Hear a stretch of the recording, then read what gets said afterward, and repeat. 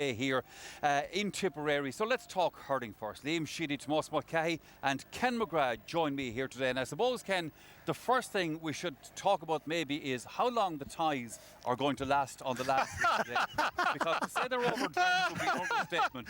Well, I can tell you, Michael, as soon as this is over now, we will be dispatching with the ties very, very quickly. I was actually tempted to wear a pair of shorts in the programme today, but just in case the lads took a long shot of any stage of it, it might not look too good. Ken, you've played here obviously many times, and on days like this, the temperature is like 21 degrees at the moment. It's certainly playing to higher than that. Yeah, no, it's very hot on the pitch here. I suppose, look, 35,000 people in the stands as well. It'll probably go up another few degrees. It will, yeah. Look, these players are trained since last November, October, so look, I don't think fitness will be a problem. It's there for both players, teams to take it on board. The fitness won't be an issue. These are the days you love playing hurling, a warm day in Thurles, ball moving, pitch looking unbelievable. So look, it's pitch is looking great. Yeah. Tomás, big question that everybody's asking, of course, in the last week is, you were brilliant against Tipperary the last day, and people are saying, was that a once-off? Can you do it again? Well, yeah, that is the big question, Michael, certainly. And I've watched the team a lot this year, particularly as well in the National League matches. And we've had a great day, and suddenly we've had a poor day, and we've had an average day. And also, I think that's what Kieran Kingston, the manager, is looking for, is the consistency to go with the performance they had the last day against Tipperary. We won nothing against Tipperary. There's a chance to get to a Munster final today. And to beat Waterford would give me a serious lift to say that this is a team that is now suddenly going in the right direction. But a lot of questions still to be answered, and we won't know that until 5:30, 5:45 this evening. But the signs are good. It was very positive. The style they played with the last, I think, was the big thing. Their game plan and the route, the direct route in the game, that we attacked Tipperary, we put ball into danger areas where before there was too much concentration on the short ball, going backwards a little bit and stuff like that. And I think that was a lot of positives that the Cork people could actually take out of that game. We are, of course, talking about Cork and Waterford in this match today, but Liam, we can't overlook the fact that you're here very much as a neutral this afternoon and reflecting on all of that, because this was the All-Ireland champions and it has changed the hurling dimension now, I suppose, from that time onwards. Yeah, it has. It's been an exciting championship so far, and you know, obviously Wexford turning over Kilkenny last weekend, Cork turning over Tipperary. I think people are definitely viewing it as being the most open championship we've had for a number of years, and that certainly is a positive from all of the hurling followers, I guess. And people are coming here today again with a real air of expectation. You know, I think we've been treated to some fantastic hurling so far this year. I think the interesting thing will be, you know, Waterford look like they've picked a very, very defensive team. So I don't think, you know, you could see the last day with Tipperary, Cork managed to find space, and you know, they have youth and they were really zipping that ball across field. So it'll be interesting just to see what dimension of the game takes on, because I think whoever gets to boss the stakes in terms of how they impact, I guess, on the opposition, that's what makes today very, very interesting. I suppose a question as well that a lot of people have, Ken, about Waterford is, for years now, you've been right up there at the top table, teams that you played on, great teams, and won big things, won National League, won Munster Championships, of course, but just that little step beyond that. Is this present team good enough to achieve that, do you think? I think they are. Look, don't take a genius to figure out that the league wasn't priority for Waterford this year. The eggs were in one basket for today, this date. Probably didn't think they were going to play Cork, but they know for the last month what they're playing. I just hope they didn't overthink Cork or overanalyse too much in Cork and try and stamp their authority on the pitch. Like, it's this team's probably fourth year together. They've won a league, so the league wasn't a major achievement for this team this year. It's all about Munster Championship and All-Irelands, and this team needs to progress, needs to deliver today, and it's a huge game for them. One of the things, of course, that at the beginning of the summer that we were thinking about, Tomás, is that we would be seeing Cork playing in a Munster final in Cork, and I'm sure everybody would have looked forward to that. That's certainly not going to happen at one level anyway, whatever about the other. Yeah, I think it's a huge disappointment, irrespective of the result that happens today. But from the footballers, they were under tremendous pressure to beat Tipperary. Obviously to get to a Munster final, but the fact that the Munster football final was going to be in Killarney as well, and they did. They succeeded on that the hard way last weekend, but then to find on Monday that the stadium is not going to be ready, I think was a huge disappointment. But look, health and safety is everything these days, right? You know, you take 45,000 people into a stadium, and if it's not right, you can't just open it to the public, and it's disappointing. But I mean, All-Ireland quarterfinals, I think, are down for there, so that's right. That's the next best thing. Yeah, and as the saying goes, I suppose, Liam, it is what it is, and we'll have to put up with that. Coming back to this match here today, just briefly, who do you fancy? Yeah, look, I mean, it's very interesting when you look back. You know, I think only 4 years out of the last 17 have the quarter-finalists not managed to get over the hurdle and go and win the semi-final as well. So match practice, there is no substitute for match practice. So having that game under your belt is a big thing. But you know, when I sit down and analyse it, I just feel that Waterford might be able to impact their style of play onto Cork today. I think they'll close down the space, and it'll be interesting to see how Cork adapt to that. But I think this Waterford team, it's a massive game for Derek McGranney's team today. They'll need to come out. They're being extremely, extremely quiet. I'm expecting them to bring something special to the pitch today, because they'll need to turn over this Cork team. Well, I suspect there's no doubt that they will, because, you know, Waterford today, they are bidding for a third successive Munster final appearance. But of course, when it comes to closeness with Cork, well, there's a chemistry there, all of its own on these occasions. From down through the years that featured Donal O'Grady as Cork manager, and of course John Milan up front for Waterford. If we look back in some of those, John, I think most people, when they look at that montage there, unusually for you, you got a bit emotional at times. I think possibly particularly back in 2004. Did Cork tend to bring that out in you more than a lot?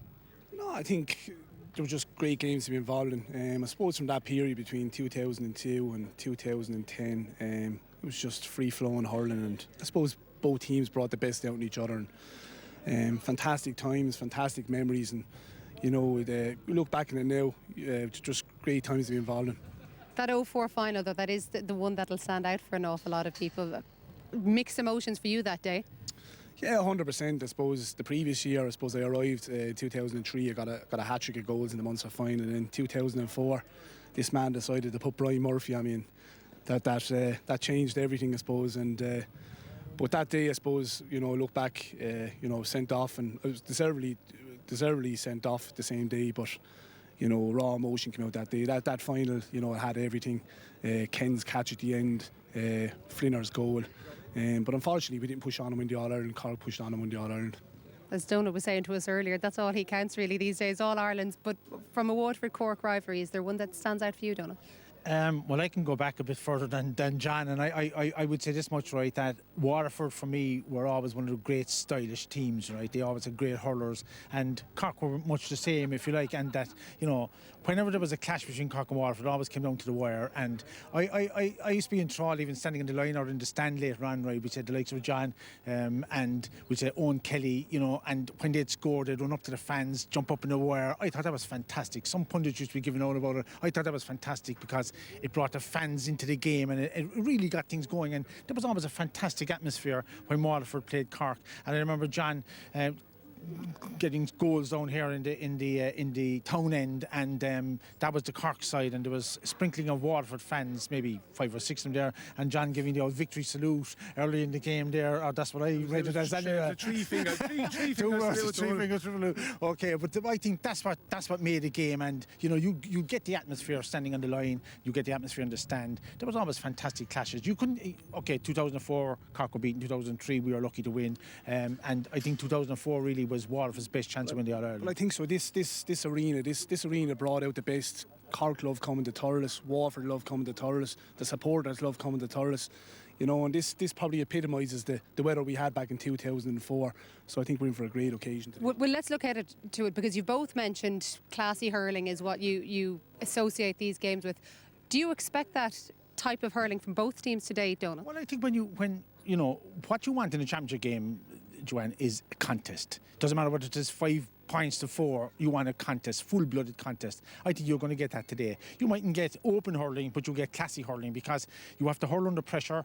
It's grand to hurl today is where it is every second ball, that's grand, but you have to hurl today under pressure. It is a championship. You know, you look at a pitch, sun shining, there'll be a small bit of a breeze, but you know, that what brings out the men in them, and that's what makes the difference. We see, you know, a mistake at the wrong time for one, a bit of creation at the right time for someone else, and that's what makes the difference. But I think the fans are going to be enthralled here, as I'm going to be. You look around the pitch, everything right is set up for a great game. And I think what most people want to know is how open will Waterford allow it to be? What way are they going to set up, do you think, today? Yeah, well, I don't envisage them going down the same route as Tipperary went down. There was an open game. I was doing the radio that day. I couldn't get over the amount of space that Tipperary gave the Cork on that day. So I think Waterford will go the complete opposite of that. I think they'll close up shop. I think they'll close down the channels. albeit, you know, mightn't be to the supporters liking, but I think they'll keep it tight. I think they'll crowd the middle third of the field. Bit like last Saturday night when Wexford played Kilkenny, they'll try and win that area, the middle third of the area, with a bit of physicality and try and push on and get the result. Okay, John and Donal, thank you very much. And not only are the conditions perfect, but the pitch is an absolute perfect condition as well. It's like a carpet down here. It is, Joanne. We can absolutely vouch for that. And Ken here was saying that Milan will lead the factor 50 on him today, the way it's going. I say he put on last night, I'd say that. We let him worry about that. We have our own issues here. Only in Ireland could you be complaining about the heat and the lovely weather, isn't it? The lads were talking there about the tactical battle here, Liam, how it might play out. And you've been looking at this as well and how you reckon it's going to shape up. Yeah, I think it'll be interesting to see which team gets to dictate terms here. And I go back to the Waterford play here in the All-Ireland semi-final replay. You know, was a right step, and you mentioned about the hurlers up front. Yeah, there's fantastic ball winners there, but the key to the victory the last day was the work rate. They chased all over the field. They never stopped. I mean, these guys, they're young lads, they're senior guys. Hurling is hard work. Yep. These guys know it. You just can't go out and become a ball player and say you have a lovely touch, but if you don't want to work, you've got to work. Yeah. But this brings us back to the conditions that we have today again. Now, I know you were saying earlier on that these lads are fit, these lads are trained. There's no doubt about that. But nonetheless, a day like today brings another dimension to it that you wouldn't have to deal with, let's say, in February or March. And this, if the winners of this are going to have to work hard, as Tomas said, have Waterford got the game plan to do that? Because we know that you guys are defensively very solid the last couple of years. Can you work the ball? Well, that's the whole key to today. It's 11 weeks since they played. It's 16th of April, I think, was the last club game. So they did a free run of really gearing themselves up for this date. As I said, I hope they don't overanalyse it too much or overthink it.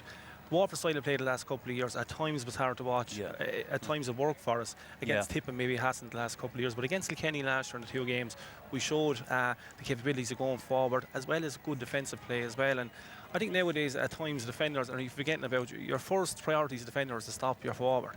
The next thing is to try and play. And at times you're playing 7-a-side hurling and there's no one touching anyone. You see a few clips there from the Cork lads getting points. There wasn't a hand laid on their back. Sure. And I don't think Waterford believe that happened today. And I think it's a game Dermot McGrath is looking forward to. They kind of think so much about it and what he's going to do with it. And I think it's a game. Look, the weather is unreal. We're roasting standing here ourselves now. But these young lads are fit as fiddles. It's a 20-man game as well. So if someone's tired, take him out, bring on someone else and keep the same thing going. Turn on the sprinkler behind you there. Just before, listen, you lads might be as fit as fiddles, but I'm beginning to feel the sun down here, so I'm getting out of here. You can stay there if you want. All right, that's where indeed we are going to park our hurling discussion for the moment here on the programme. Now, we have a break coming up in just a moment here on the about 26-27 degrees. Waterford bidding for their 3rd Munster final in a row. Cork with a very young side hoping to build on the victory over the All-Ireland champions Tipperary. Let's take a look at the 2 teams. For Waterford, goalkeeper Stephen O'Keefe returns to the number 1 jersey for the championship, having had little or no involvement in the Alliance Hurling League. It's a very strong inner line of defence, with Shane Fives and Noel Connors in the corners. Barry Coughlin has recovered from a facial injury in a club game earlier this season and is back in the full-back jersey. A vibrant, powerful half-back line is crucial, and Waterford certainly have one. Tadhg de Burka, Austin Gleeson and Philip Manny must be one of the best 5, 6 and 7 in the game. 4 Mile Water is a beautiful part of County Waterford, and they uniquely provide both midfielders for the Daisha. This is Jamie Barron and Conor Gleeson territory. The half-forward line is a lethal cocktail of young and old, with 30-year-old Kevin Moran on the wing. In the centre is Ballygunner's Pádraig Mahony and under-21 All-Ireland medalist from last year, Stephen Bennett, on the other wing. Michael Brick Walsh now resides at the edge of the square, with the youngest Bennett Shane in one corner, while Maurice Shanahan is a late replacement for Dara Fives. He won All-Stars in 2012 and 2013, and 4 years later, the Kenturkman is still a vibrant goalkeeper and is clearly Cork's number 1. It's Anthony Nash. Glen Rovers are Cork County champions, and they supply cornerback Stephen McDonnell. He joins Damien Cahalan and Colm Spillane in a strong back 3. Christopher Joyce and Mark Ellis have impressive CVs, but the real jewel in the Cork crown against Tipperary was left-back Mark Coleman from Blarney. He's only 19. Youghal and Charleville may be in opposite parts of County Cork, but put them together in hurling and they make a formidable force. Bill Cooper is the Youghal connection, while Dara Fitzgibbon represents Charleville and North Cork with pride. Conor Lahan was a very doubtful starter due to an ankle injury, but the good news is he has made the starting 15. Luke Meade will operate on the right wing, while 19-year-old Shane Kingston, the manager's son, will wear number 12. The Cork full forward line clearly has massive potential. Alan Cadigan starts at top of the right.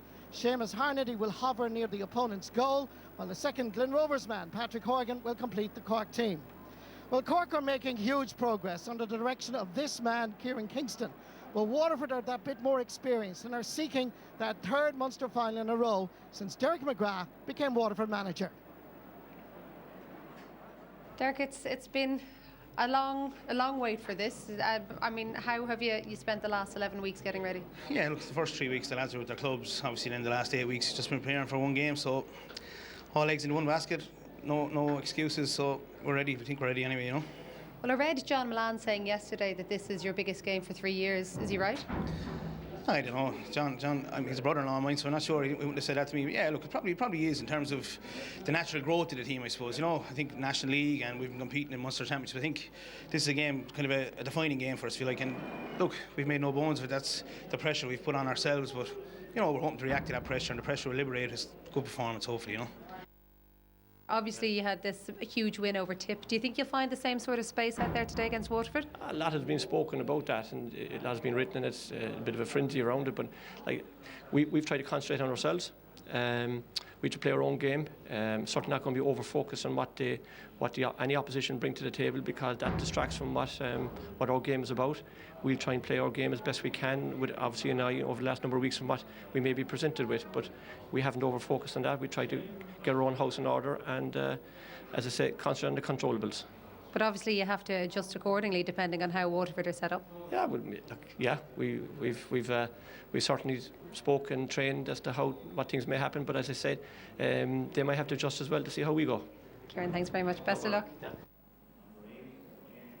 That's the view of the two managers. Liam Sheedy, one of the peculiarities, I suppose, of the GAA Championship is you have one county starting their championship today, and you have another county who have already had a big game behind them. How much of a factor is that? Definitely, Michael. I think that's a very, very important point. Only 4 times since 2000 has the team that's starting in the semi-final with their first outing today have managed to win. Yes. That tells its own story. So there is no substitute for match practice. And I mean, for Cork, they had 5 debutants the last day against Tip. I think the level of performance that they got from 5 guys that were stepping into what is the cauldron of the Munster Championship thing was phenomenal. So I suppose that's what makes today really intriguing. You know, you've got Waterford, who have been, you know, dining at the top table now for the last number of years, but haven't managed to get over the line. So I think Derek is right. It's a massive match for Waterford. I think they've, you know, the winners today are straight into a Munster final, and they're into the last 6 All-Ireland series. So, like, it is a massive match, and I expect real fireworks here in a few minutes. Ken McGrath, the question that everybody's been asking all this week is, can Cork repeat the performance that they put up against Tipperary the last day? And certainly if they score the way they did against Tip that day, then it'll be very hard to see them stopped. Yeah, look, I think that's different the way they played. Cork played this year. You see Mark Coben coming out, looking up, heads up, hurling as such, a bit of space in front of Shane Harnedy. He looked like he's back to kind of Seamus Harnedy of 2013 form when he burst on the scene. And to me, they have different scoring options in attack. And you'll see from all the different scores here, there's high balls in, there's low balls. There's Mark Ellis again, Bill Cooper. You know, plenty of space again, having a quick look up. Look, you'd love Bill to that as well. And I don't think you get that space today, but a good low ball in front of Alan Cadigan. That's where probably Waterford will try and cut that out by using the sweeper, and that's what we're talking about for the last probably few weeks. But like the Cadigan, Harnedy, they do different things. Harnedy go in high ball in the air, Cadigan in front of him. Here's Fitzgibbon who had a great first game. Shane Kingston following on the runner next to him.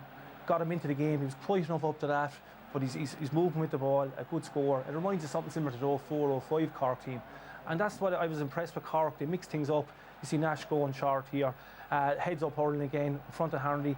Patrick Horgan in the corner, who to me was probably been burdened with the scores over the last few years. And with the other lads playing well next to him, he's free enough to play his own game, and he needs an inch of space. And that's a different way of attacking again with him. And to me, the commanding match from last week, I'm very impressed with Conor Lehan. To me, he's great potential. He can be one of the top players in the country, and he exploded last week, 4 weeks ago against Tip. And I don't know if we get that space again. As good as attacking Cork where they are, equally Tipper is bad defending. So I don't think Waterford will give that space. I don't think they'll be as as easy going. Sure, I'd say they'd be hands-on markers and very aggressive. I think that's where they have to be to try and counteract that. But I was impressed with Cork. I saw them in the league in March. I came away that day saying they'll have a say in the championship, and so far they've proved me right. Well, so far they have. 2 years ago, I was here at the Munster final, and I was a spectator that day. And I was looking at Waterford play in that, and I was saying to myself, they cannot win this match. They cannot win this match the way they're set up. Have they changed in the past 2 years, Tomas? No, for me they haven't changed, and they have a team of potential. And look, I've put up on the screen the team and the way they set up. And look, you see Tyg de Borca, he's the sweeper, and we've put a symbol on him there, right? And you just see he's just covering in behind. He's waiting for the breaking ball. He's very intelligent the way he reads the game, and he's shifting between the half-back line, and he gets his clearances and stuff like that down the field. And here we see it again, right, a match against Clare. You can even hear from the sideline the shouts, watch behind, stand behind, and here he is waiting and ready to pick up the ball. And he does an awful lot of damage for a lot of the opposing forward line when he's in this vein of form, and like he's the man that links up with Jamie Barrett in midfield to take the ball forward, and they go forward in droves. But here's last year's Munster final below in Limerick, and this is Tipperary. So how did Tipperary counteract it? They put a man marker on Tyg de Borca. They put Padraig Mar, Bomber Mar. So he had his hands full looking after Bomber Mar all day. He gave him no space. He gave him no time on the free ball. And this isn't the best ball to go into a Tipperary full forward line. It's a high ball. But what they had ability to grab it off the air to win it. And then they had runners coming from everywhere. And Tip got 4-12 in that second half period. So I think Waterford, and you look at the last shot here is Derek McGrath himself, and he was kind of saying to people, do you stay back or do you go now at that stage? You know, there's a lot of goals gone in, and I just wonder over the last couple of weeks, have they changed that, Ken, or are they still in that system or in that frame of mind? I think watching Cork and the way they played against Tip, no doubt there might be Tyg de Borca. There'll be an extra man back there and stuff like that, and they will look to close that space from the puck outs, from everything, because of what Cork did against Tip. Another man joining us here on the programme at the moment is Donal O'Grady. Donal is down pitch side, and I presume looking forward, Donal, to this match as much as the lads here in studio. Look, like Tomas, you have the insight on where things are at down in Cork at the moment. What's the mood in Cork about this present Cork team? Well, the mood generally, Michael, is that, you know, Cork have no expectations really. They're coming here with a bit of hope. I think they saw against Tipperary that there's a bit of light at the end of the tunnel, and they see there's a future there. So I think they'll be happy enough to get another good performance in this game. The thing, of course, exercising the fans' minds all the week was the state of health of Conor Lehan, who had such a great game against Tipperary. Yeah. Well, I'm close to the action here. I was watching him in the warm-up.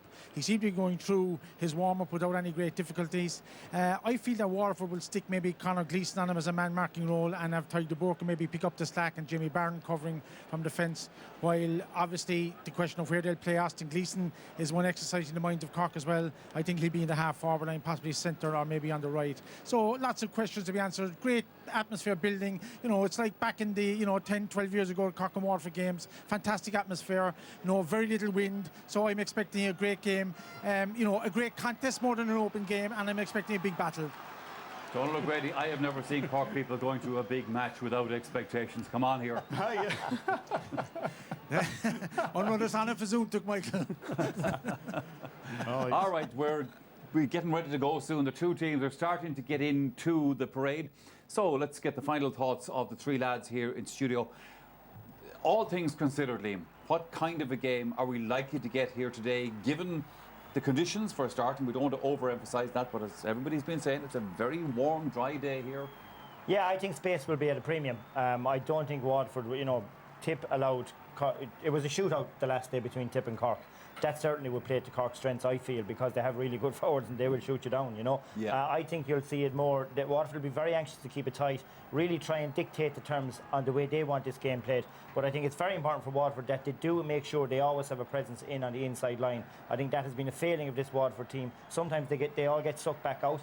So I think if Waterford can I suppose, impose themselves onto this Cork team, I think they may just shade it on today. There were a lot of great performances for Cork the last day, Tomas, but Conor Lehan still was man of the match in the whole thing, so a key figure the last day. Yeah, and I don't agree with Donald's comments about the belief side of things. I think there's massive belief after coming into this team, particularly after having a win over Tipperary in the Munster Championship game. Guys that were favourites to go on and retain the All-Ireland by everybody at that stage, and they were given no hope coming into the Thurles, right? So I think that will have given them serious belief as a unit. The Cork public, they can all have their opinions on that. what's going to be required today for Cork is exactly the same what they did against Tipperary, with probably a little bit more up on top of it. And I think the key here is for them is the start they get again, them keep themselves in the game, put pressure on that Waterford defence, put pressure on those guys to change their system that they're involved in. And if they do that, yeah, they're in a hell of a chance of winning this game, I believe. Ken, we saw your old colleague down on the sideline there, Dan the man. They've made a change on this team. Morris coming in, of course. What do you make of that? Yeah, look, that's more positive. It's a bit more of an attacking threat there with Morris. I'd say we will use the sweeper. I'd say Tyler Burke will sit back. But one sweeper is not the end of the world as such. But you leave 5 forwards up. You need to attack. Look, I watched that Cork Tip game a month ago. I know this might sound silly, but you forget how exciting hurling is. Yeah. This is one of the most instinctive games in the world. Leave the lads out and leave them play. I know the hurling's in this Waterford team. This reminds you of 10, 12 years ago. A lot of them team would have grown up watching them games. Brick played them, which is fair going. But I'd love to see the lads go and having the right cut. Look, this is huge. With Kilkenny and Tip in the back door. No one wants to get on that road, you know. I think it is going to be huge. I think you're right on that one. All right, then, let's go over to the commentary box to join Marty Morrissey and Michael Duignan.